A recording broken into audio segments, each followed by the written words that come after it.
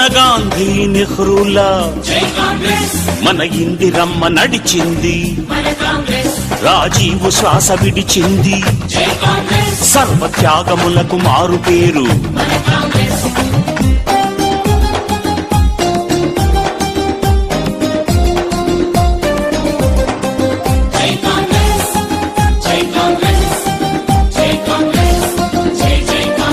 మనకు మహామహులనిచ్చింది, మన దేశమంత మెచ్చింది, ప్రాజెక్టులన్నీ కట్టింది, పల్లె రూపురేఖ మార్చింది.